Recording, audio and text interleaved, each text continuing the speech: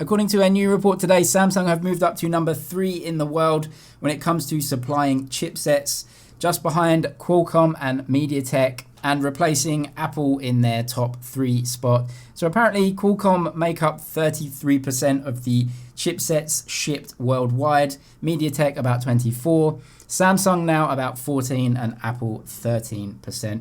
Qualcomm and MediaTek. MediaTek isn't really a very well-known name in Europe and the States for sure, but MediaTek supplies a ton of low-cost chipsets. That's where most of the growth is. Samsung use their in-house Exynos chipsets in a lot of their mid and budget range phones too, which sell in huge numbers compared to their flagship phones that use more Qualcomm chipsets. And also some third-party names like Vivo and Meizu also use Exynos chipsets too. Vivo also sell a lot of phones in India. But Apple still taking up 13%, and that is all high-end sales where most of the money is. Disney Plus, which is supposed to be launching in a lot of different countries in Europe tomorrow, said that they will be downgrading the quality of their streamed content as more and more people are at home and using the network.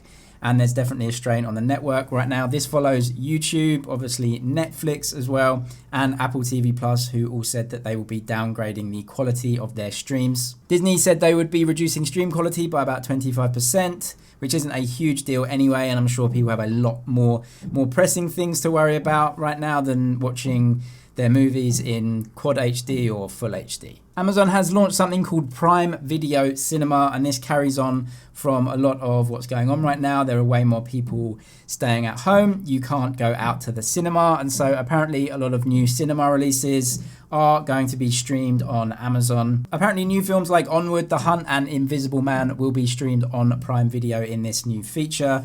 Apparently Onward will cost about $18 in the States, which isn't too far off the cinema price apparently there. Also, NBC and Apple have said they would be streaming some movies as well that were about to be released, but obviously you can't go and watch them in the cinema right now. More details emerge about a P40 Pro Plus. So the P40 series will be launching on the 26th of March.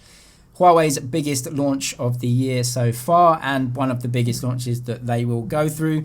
Their new phones, apparently this new Plus version, which is an even bigger, more expensive than the P40 Pro, will carry a 10 times optical zoom camera, which would mean 100 times with digital zoom. So that will go head to head with the S20 Ultra, a bigger screen than the P40 Pro, a bigger battery than that phone too. Although according to some information, it may be launched on the same date of those, which is the 26th of March, but ship at a bit of a later date.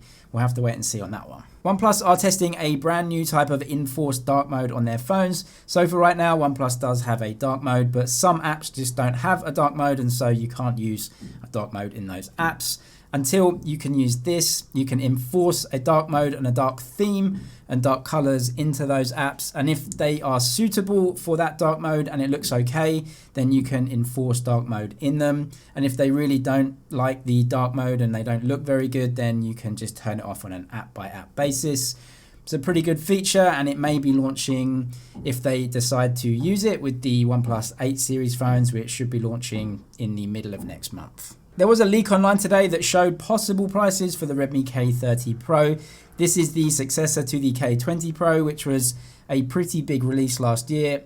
Got a lot of attention worldwide for being so cheap and bringing the best processor and a pretty good package overall. The K30 Pro is in the same ballpark as the K20 Pro. It's got a bigger screen, the new processor, some new camera equipment as well. Looks like a decent phone, but $3,699. If that is true, that's the Chinese price, and that would be about $600 US. So it's definitely more expensive than the Redmi K20 Pro came out last year, but you've got all the new stuff and the 5G chipset inside. AirPower apparently isn't dead. This was leaked online by John Prosser, who runs Front Page Tech, and he got this leak. And apparently Apple have not given up on AirPower, or at least they still have a team working on trying to implement an AirPower solution that actually works. They famously gave up on this technology because it just couldn't get perfected.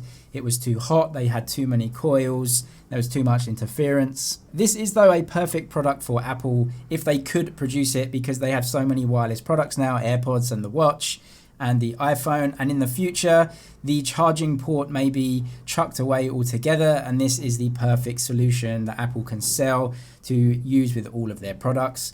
But they may never ever get it right, and we may never ever see it. We are apparently seeing a smaller wireless charger from Apple that just charges one item at a time very soon. We'll have to wait and see if Apple can get AirPower right and maybe launch it with some future products down the line.